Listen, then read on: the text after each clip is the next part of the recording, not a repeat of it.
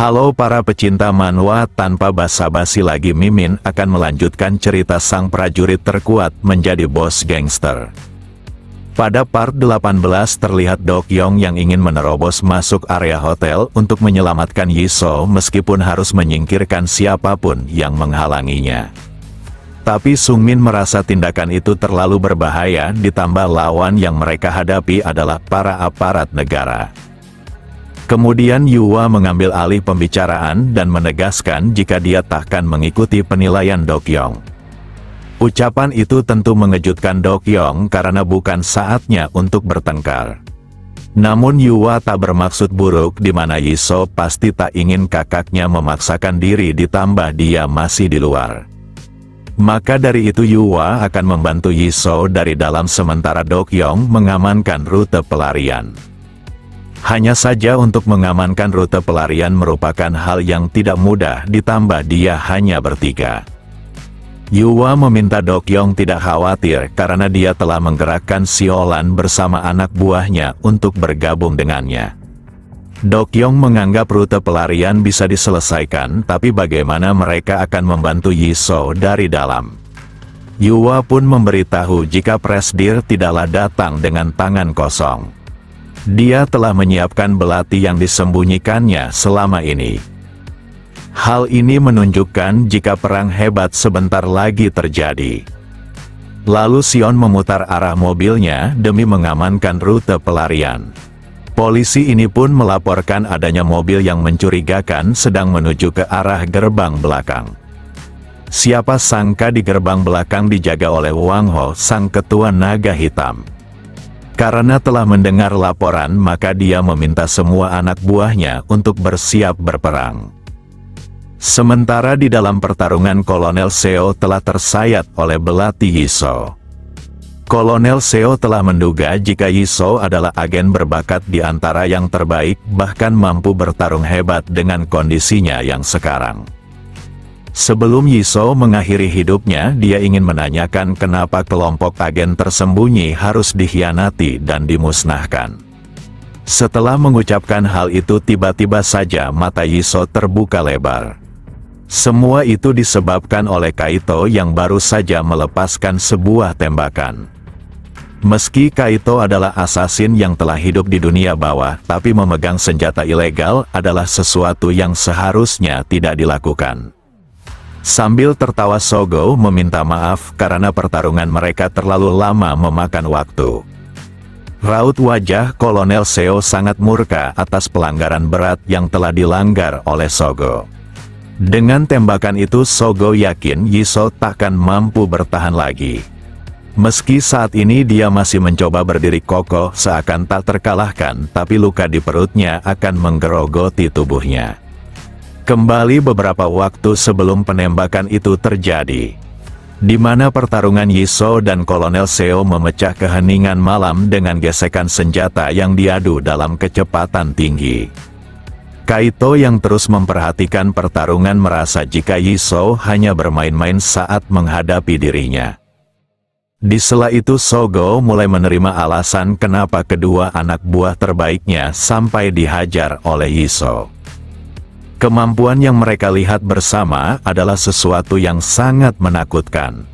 Tapi setidaknya Sogo tahu jika Kaito merupakan sosok yang tak mengapa jika harus dihajar maupun dipatahkan.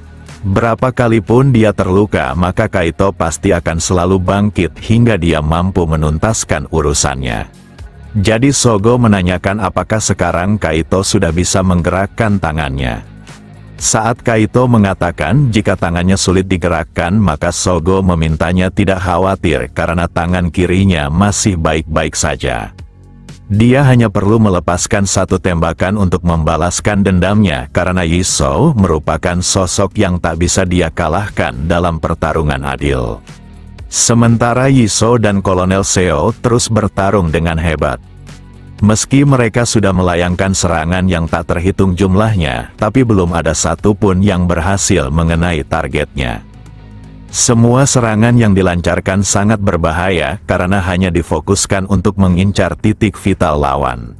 Pasca Yisou menghindari serangan Kolonel Seo, kini dia melihat sebuah celah.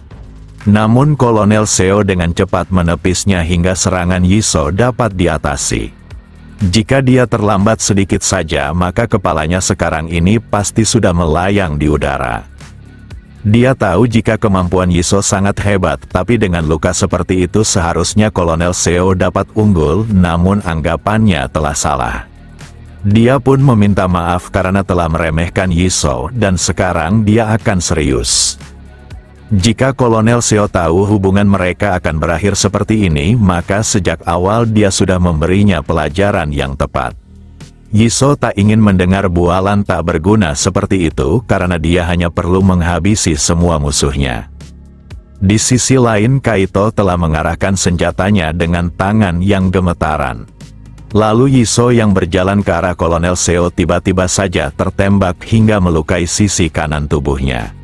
Walau dia masih berdiri kokoh, tapi luka ini sangat fatal untuknya. Sementara itu Wang Hao yang menjaga gerbang belakang merasa dunia sedang berubah.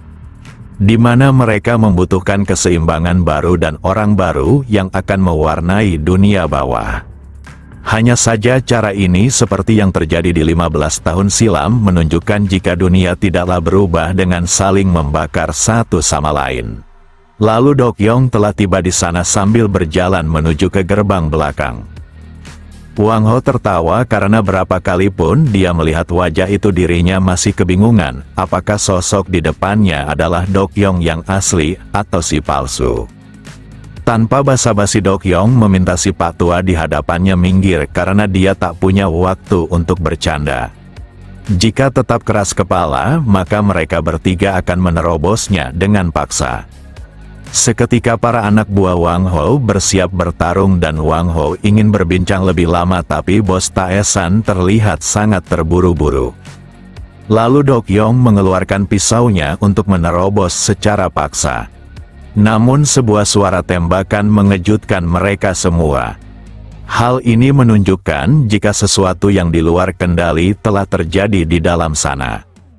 Dokyong sangat panik karena adiknya tak mungkin menggunakan senjata itu disebabkan hukum negara ini sangat ketat dan hal itu pasti dimanfaatkan oleh Kolonel Seo untuk menangkapnya. Jadi hanya ada satu kemungkinan jika musuhnya lah yang melakukan penembakan dan Dokyong harus segera ke sana. Namun dia dihentikan oleh sebuah mobil yang baru saja tiba. Si Olan yang membawa pasukannya merasa kesal karena datang terlambat. Dia meminta semua orang tidak ikut campur karena dia sendiri yang akan menangkap si pengkhianat Wang Hao yang mencoba mengambil alih Tianxiong. Hanya ada satu bos di Tianxiong yaitu Yua dan mereka yang tak mengakuinya harus dilenyapkan. Sementara itu Sogo meminta maaf karena sudah bosan menonton pertarungan yang memakan waktu lama. Lalu dia meminta Kaito untuk melakukannya lagi demi menyelesaikan misinya. Meski hal ini merupakan tindakan pengecut yang tak diinginkan oleh Kaito, tapi keinginan bosnya adalah prioritas utamanya. Dia pun melakukan penembakan itu dan Yisou segera bergerak untuk mencari perlindungan. Suara tembakan terus terdengar tapi belum mengenai Yisou untuk kedua kalinya. Karena hanya tersisa satu peluru, maka Sogo ingin Kaito membidik dengan hati-hati. Hanya saja Kolonel Seo malah menghentikannya dengan menendang senjata tersebut. Lalu dia memperingatkan jika tempat ini adalah Korea bukannya wilayah Jepang. Sogo yang tak suka perlakuan ini meminta Kolonel Seo untuk melepaskannya. Di saat yang sama Nobu menempatkan kapaknya di leher Kolonel Seo atas keberaniannya menyentuh bosnya. Namun Sogo meminta Nobu untuk menyingkirkan kapaknya karena percakapan ini bukanlah sesuatu yang pantas dicampuri. Nobu merasa bosnya tidak harus mengampuni orang yang berani menyentuhnya. Tapi Sogo terus memperlihatkan intimidasinya seakan mulai marah atas perbuatan Nobu. Dia pun meminta maaf karena telah ikut campur bahkan berbuat hal buruk. Kemudian Sogo mengatakan jika beberapa tembakan itu seharusnya bisa ditutupi dengan kekuasaan milik Kolonel Seo. Padahal Yisou adalah musuhnya, tapi Sogo mulai menganggap jika Kolonel Seo mungkin saja mengasihaninya. Siapa sangka Kolonel Seo mengeluarkan pistolnya sambil menyebut Sogo bocah pengecut. Dia ingin menyelesaikan urusannya sendiri dengan Yisou tanpa siapapun merebut mangsanya. Jika Sogo berbuat terlalu jauh dan menghalanginya, maka Kolonel Seo akan memastikan Sogo tak bisa pulang di negaranya.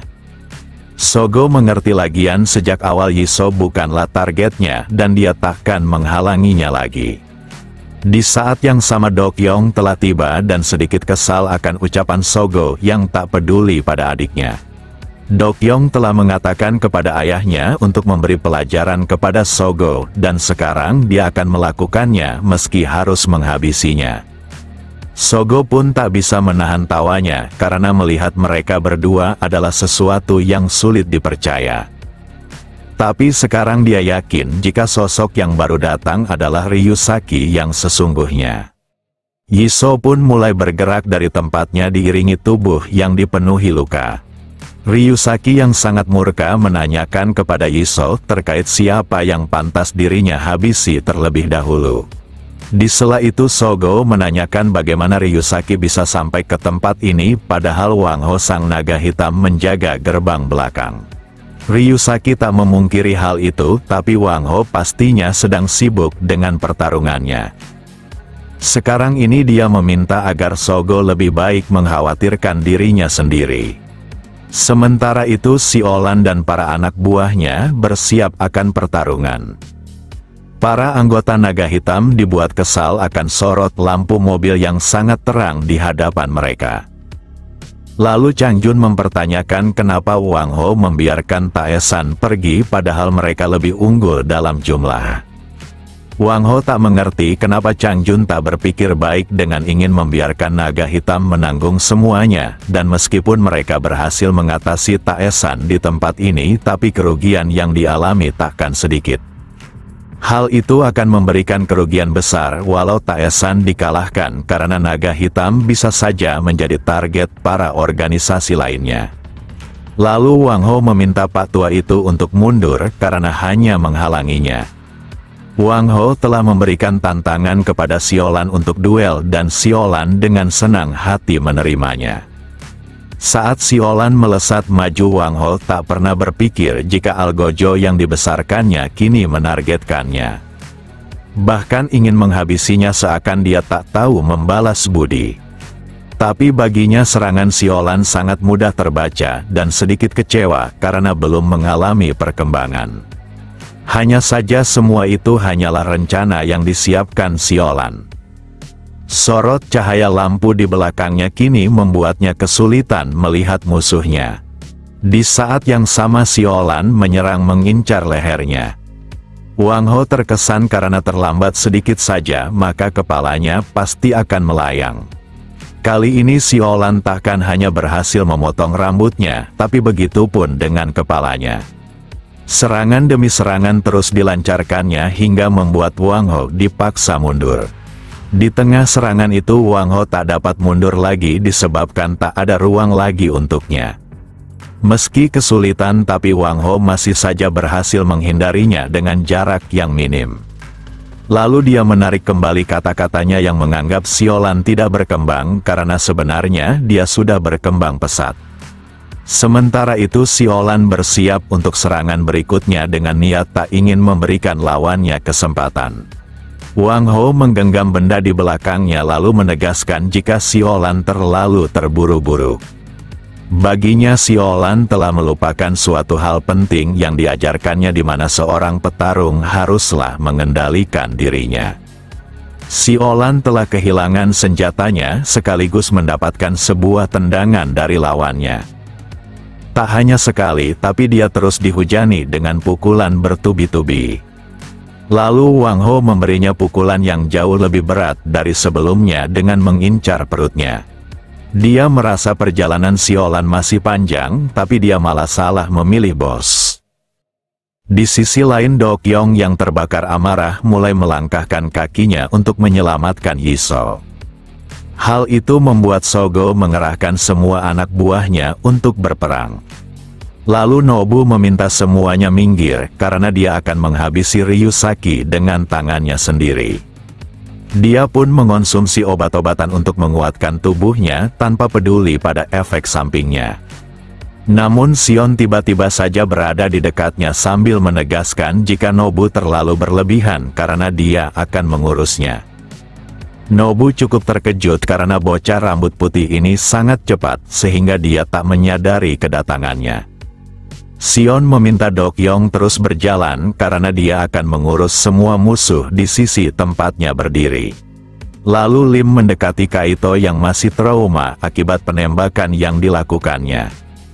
Dia akan menyita benda ini karena seorang warga seharusnya tidak menggunakannya. Lim juga ingin Kaito jangan ikut campur dalam pertarungan ini demi kebaikan dirinya sendiri. Jika tidak mendengarkan peringatannya maka dia akan menghabisinya sekarang juga.